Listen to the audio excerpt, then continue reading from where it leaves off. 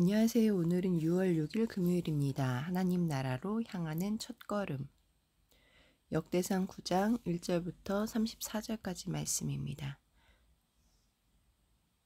포로 생활에서 돌아온 백성, 온 이스라엘이 그 계보대로 계수되어 그들은 이스라엘 왕조실록에 기록되니라. 유다가 범죄함으로 말미암아 바벨론으로 사로잡혀 갔더니 그들의 땅 안에 있는 성읍에 처음으로 거주한 이스라엘 사람들은 제사장들과 레위 사람들과 느디님 사람들이라. 유다 자손과 베냐민 자손과 에브라임과 므낫세 자손 중에서 예루살렘에 거주한 자는 유다의 아들 베레스 자손 중에 우대이니 그는 암미우스의 아들이요 오므리의 손자요 이므리의 증손이요 바나의 현손이며 실로 사람 중에는 맏아들 아사야와 그의 아들들이요 세라 자손 중에는 여우엘과 그 형제 690명이요 베냐민 자손 중에서는 하스누아의 증손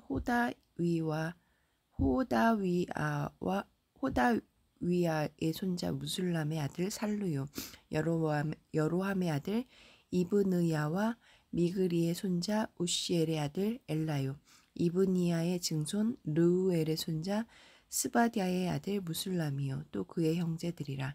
그들의 계보대로 계수하면 956명이니 다 종족의 가문의 우두머리들이더라. 예루살렘에 정착한 제사장들 중에서는 여다야와 여호야립과 야긴과 하나님의 성전을 맡은 자 아사랴이니 그는 힐가야의 아들이요 무술람의 손자요 사독의 증손이요 무라요스의 현손이요 아히두베의 오대손이며 또 아다야이니 그는 여로함의 아들이요 바스울의 손자요 말기야의 증손이며 또 마아세니 그는 아디엘의 아들이요 야세라의 손자요 무술람의 증손이요 무실레밋의 현손이요 인멜의 오대손이며 또 그의 형제들이니 종족의 가문의 우두머리라. 하나님의 성전의 임무를 수행할 힘있는 자는 모두 1760명이더라. 예루살렘에 정착한 레위 사람 중에서는 무라리 자손 스마야이니 그는 핫술의 아들이요 아스리감의 손자요 하사바의 중손이며 또 박박갈과 헤레스와 갈랄과 마따냐이니 그는 미가의 아들이요 시그리의 손자요 아삽의 증손이며 또 오바댜이니 그는 스마야의 아들이요 갈랄의 손자요 여두둔의 증손이며 또 베레기야이니 그는 아사의 아들이요 엘가나의 손자라. 느도바 사람의 마을에 거주하였더라. 문지기는 살룸과 악굽과 달몬과 아히만과 그의 형제들이니 살룸은 그 우두머리라. 이 사람들은 전에 왕의 문 동쪽 곧 레위 자손의 진영의 문지기이며 고라의 증손 에비아삽의 손자 고레스의 아들 살룸과 그의 종족 형제 곧 고라의 자손이 수종드는 일을 맡아 성막문들을 지켰으니 그들의 조상들도 여호와의 진영을 맡고 출입문을 지켰으며 여호와께서 함께하신 엘르아살의 아들 비나스가 옛적에 그의 무리를 거느렸고 무슬라마의 아들 스가랴는 회막 문지기가 되었더라.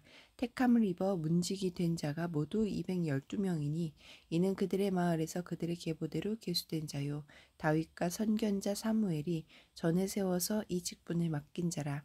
그들과 그들의 자손이 그 순찰을 쫓아 여호와의 성전 곧 성막문을 지켰는데 이 문지기가 동서남북 사방에 섰고 그들의 마을에 있는 형제들은 이레마다 와서 그들과 함께 있으니 이는 문지기의 우두머리 된 레위 사람 넷이 중요한 직분을 맡아 하나님의 성전 모든 방과 곳간을 지켰음이라. 그들은 하나님의 성전을 맡은 직분이 있으므로 성전 주위에서 밤을 지내며 아침마다 문을 여는 책임이 그들에게 있었더라.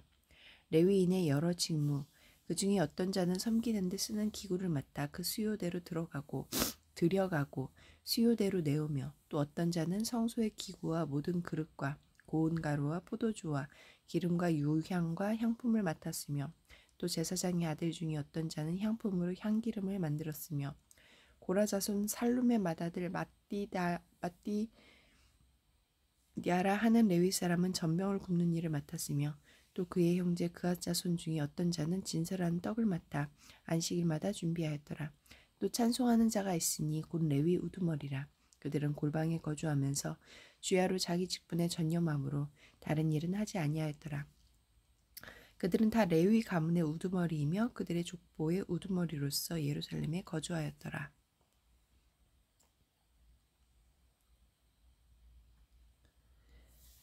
사울과 그의 온 집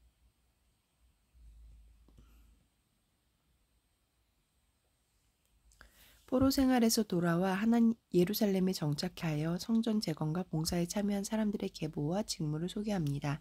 1절부터 9절까지 말씀에서 하나님은 어떤 분입니까? 묵은 땅을 갈아엎으십니다. 이스라엘이 바벨론 포로로 잡혀간 이유는 범죄함이었고 하나님은 그들을 바로 세우고자 포로기라는 혹독한 시간을 주셨습니다. 철저히 회개한 이스라엘 백성이 귀환하면서 성전에서 봉사할 제사장과 레위인 그리고 느디님 사람들을 먼저 거주하게 한 것은 이스라엘을 성전 중심으로 재건하기 위함입니다. 농부가 묵은 땅을 갈아엎는 것처럼 하나님은 죄를 범한 자기 백성을 반드시 새롭게 하십니다. 땅의 기초에 새롭게 하시는 하나님 앞에서 오늘 새롭게 되어야 할 나의 묵은 땅은 무엇입니까? 28절부터 34절까지 말씀에서 하나님은 어떤 분입니까? 다양한 속의 질서를 기뻐하십니다. 레위인의 성전 임무는 제사에 사용될 기구를 관리하는 일, 재료들을 만들거나 보관하는 일, 떡과 전병을 준비하는 일, 찬송하는 일로 다양하게 분화되어 있습니다. 작은 일이라고 실망하거나 무시하지 않고 자기 일에 자부심을 품고 서로 존중할 때 성전은 성전다워집니다. 하나님 나라는 한 사람의 큰 일보다 여러 사람의 작은 일로 세워집니다. 나의 작은 일도 작은 일을 하는 타인도 모두 귀히 여겨야 합니다.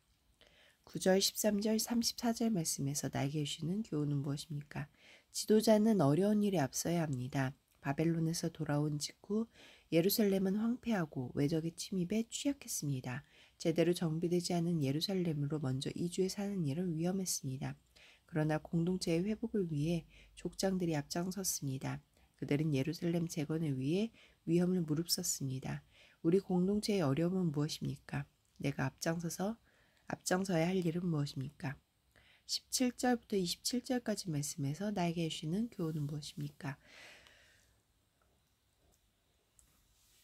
작은 것을 지키는 일이 거룩함의 시작입니다. 문지기의 직무 자체는 소박하지만 하나님이 임재하시는 거룩한 장소를 지키는 일이기에 중요합니다.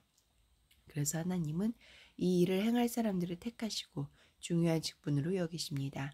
큰 일은 작은 일에서부터 시작됩니다. 거룩함을 지키려고 먹은 음식조차 구별했던 다니엘처럼 오늘 내가 지켜야 할 작은 일은 무엇입니까? 기도하시겠습니다. 공동체를 위해서는 삶의 작은 일에도 말씀대로 행하여 거룩한 하나님 나라의 당당한 일원으로 살게 하소서. 열방을 위해서는 인공지능을 위기 대응에 활용하는 기술이 개발되고 있다. AI의 발전에 부정적인 면도 있지만 이 기술이 위기 예측과 대응에 잘 활용되어 재해와 재난으로 인한 피해가 줄어들도록 함께 기도하시겠습니다.